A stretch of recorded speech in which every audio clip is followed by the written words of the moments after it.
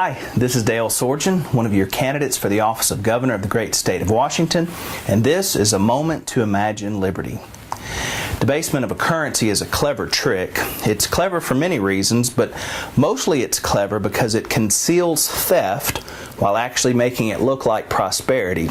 Put another way, debasement of currency steals money from people who worked hard to earn it, all the while giving them the illusion that they are more prosperous.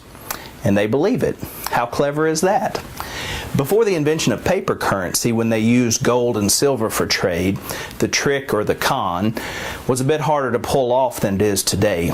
But the fundamentals of the con have always been the same. Here's one way the con might have been set up in those days. For ease of illustration, let's assume that all trade in the kingdom was transacted with 1 ounce silver coins.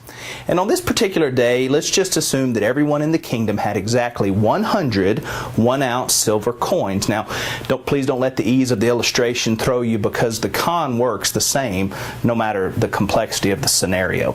So, the king would demand on that day that everyone in the kingdom turn in their 100 1 ounce coins to him. Being clever as he was and not wanting to cause a riot in the kingdom, he'd be sure to tell the people that they would get exactly 100 coins back. But the coins would be newly minted and shiny and possibly even have his face on them. Now that sounds like a great deal, doesn't it? But here's where the con kicks in. During the process of minting the new coins, the king would extract just a little bit of the silver to keep for himself. He would mint the exact same number of coins needed to return to the people so that everyone got their 100 coins back, but instead of returning 100 1 ounce coins to them, they would receive 100 coins that were just a little bit less than 1 ounce. Now the king had stolen all the extra silver that he had stolen so that he could mint new coins for himself. There you have it, debasement at its finest. But wait, there's more. The debasement con isn't through hurting the working people yet.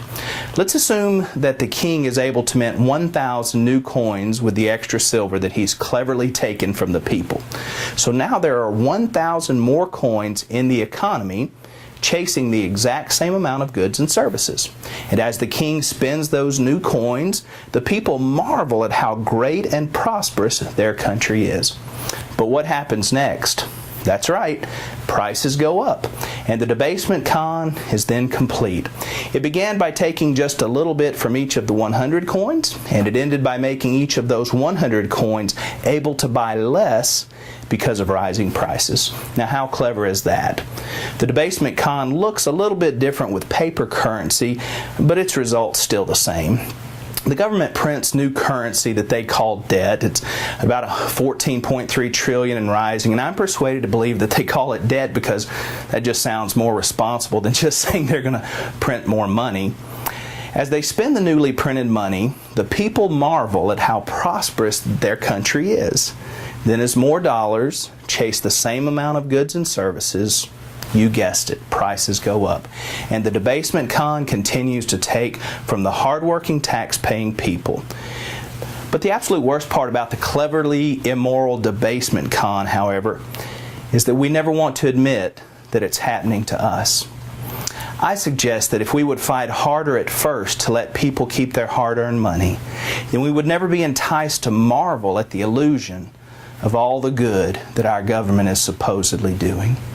I invite you to check out our website at www.imagineliberty.us to find out more about our Imagine Liberty campaign. If you've already decided that you would prefer to support a candidate who has years of government experience and one who was there leading us as the financial crisis unfolded and decimated the middle class, then you're in luck, because one of the political sides will have the candidate that is just right for you. But if you're willing, I would like to invite you to join us this year to break the cycle and have the courage to think independent.